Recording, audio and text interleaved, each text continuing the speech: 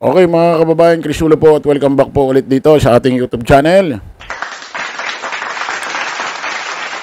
Okay, ito mga kababayan, pag-usapan ho ulit natin itong bagong sulpot na si dating resign Representative Saldico. Palakpakan natin mga kababayan. At least maganda introduction natin sa kanya, di ba? Ito mga kababayan, mga kanalize, pati ho si Senador Pampilo Lacson. Ito ho yung chairman ho ng Blue Ribbon Committee. Na pinag-uusapan ho yung kaso ho, mga usapin ho ng Manumalyang Flood Control Project, ay nagsalita na ho rito kay Saldico. Sa ginawa hong video na kung saan in-upload niya ho sa kanyang FB account, na kung saan pinaparatangan ho si dating Speaker Martin Romualdez at itong ating Pangulong Bongbong Marcos. Pinaparatangan niya ho ng mga, mga imahinasyon niya yata yan.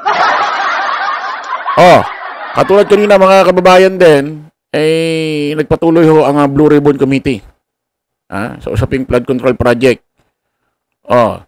Ito ho pa lang si resign Representative Saldico ay ito pala ang dahilan kung bakit hindi ho inimbitahan ni Senador Lacson. Plano ho kasi dapat imbitahan dito tapos magsasalita ho sa Zoom. Pero hindi ho pinayagan, hindi ho inimbitahan ni Chairman Senador Lacson ng Blue Ribbon Committee. Pakinggan at basahin natin ito. Lacson inamin na hindi niya na inimbitahan si Saldico sa hearing ng Blue Ribbon Committee dahil baka magkalat lamang ito ng kung ano-anong aligasyon. Kasi nga mga kababayan, ang mahirap nito kapag siyempre, wala naman siya doon sa personal. So, wala naman siya may papakitang mga documents or mga katibayan.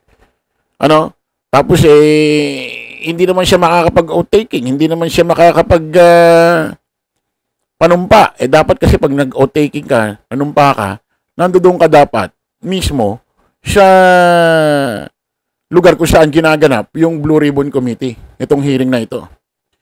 Inamin ni Senate Blue Ribbon Committee Chairman Pampilo Ping Lacson na umatras siya sa kanyang balak na imbitahan si dating Ako Bicol Representative Saldico sa kanilang hearing dahil sa posibilidad na magkalat ito ng propaganda at mga pahayag na walang ebidensya. Siyempre kung ano-ano sasabihin ka-imbentohan yan laban kay Speaker Martin Romualdez, kay Pangulong Bongbong Marcos, na walang mga ebidensya, buti sana ho mga kababayan, lahat ho ng nanonood dyan may utak at may isip. Aminin natin mga kababayan, meron hong mga iba dyan na kung ano lang humarinig, ano lang humahain, pinaniniwalaan na ho ng mga tanga. Ng mga bobot ba ikitid ang utak tulad ho ng mga DD shit. Katulad ho ng ginawa niyang video na in-upload niya sa kanyang FB account na kung saan, sabi ko nga, itong ginawang pahayag ni Saldico, pilit na pilit. Parang damit na maliit na pilit isinusuot sa lalaking mataba or babaeng mataba na ang laki ng katawan. Hindi ho magkasya. Siyempre pagka ang isang damit isinuot sa mataba, magmumukhang ano ba tawag doon? Crop top ba yun? Parang ganun ho yung pahayag ni Saldico mga kababayan. Pilit na pilit. Pati ho si Senador Pampilo Lacson ayaw at hindi naniniwala at takang-taka ho sa mga ginawang pahayag ni dating Representative Saldico. Pati ho dun sa sinasabi niya na si Pangulong Bongbong Marcos nag-insertion daw ng 100 billion. Sabay ka, ba't nga gagawin pa ng Pangulo yon? Kung gustong-gusto niya talagang makakuha ng pera, pwede niya naman ilagay, isabay na lang sa NEP yan. Siguro, sa bagay, tignan nyo itong itsura ni Saldico, mga kababayan. Parang naubusan na ho ng utak. Pakinggan natin to si Senador Pampilo Lacson, ang chairman ho ng Blue Ribbon Committee.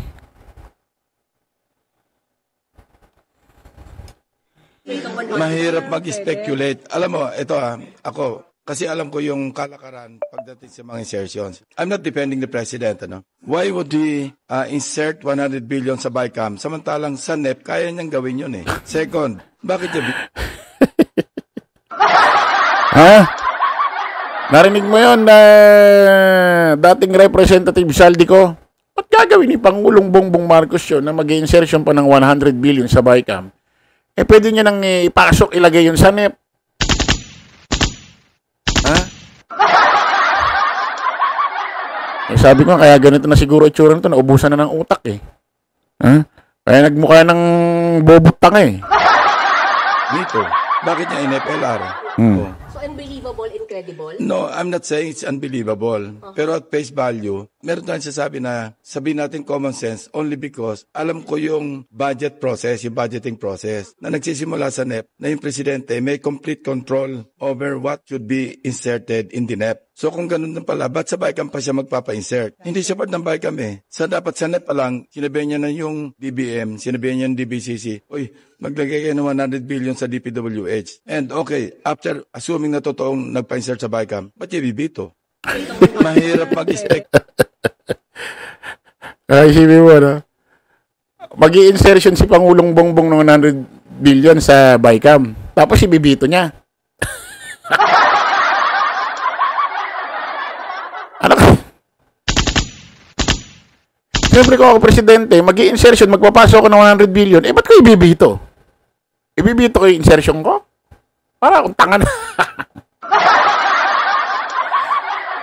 Kaya ito mga kababayan, ito hong ginawang video ni Saldico, mga kababayan, eh palpak. Ha? Eh siguro, sa tagal niya nang wala rito, ilang buwan na, eh nakakalimot na yata siya doon sa mga dating nangyari na hindi niya na naaalala. Kaya yung mga dating nangyari, eh conflict ho doon sa mga ginagawa niyang pahayag, doon ho sa video niya. Hirap, no? Saldico. Ha? Saldico, ang hirap, no? Ang hirap ay palusot, ano? Sabi ko nga, itong pahayag ni Saldico parang damit na maliit. Pilit isinusuot sa taong malaki mataba. Na hindi mapagkasya. O, kita niyo pati si Senador Pampilo Lacson, eh, natatawa. Hindi makapaniwala, hindi maniwala dun ho sa ginawang pahayag ni Saldico. Nagmukha lang tangat bobo ito si...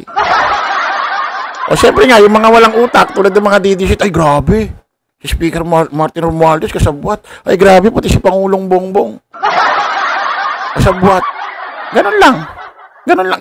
Ikaw na lang marinig nila, okay na yun. Hindi na nila pag-aaralan. Ha? Eh kasi nga, mga kababayan, eh alam naman natin, mga kababayan, si Saldico, eh talagang lubog.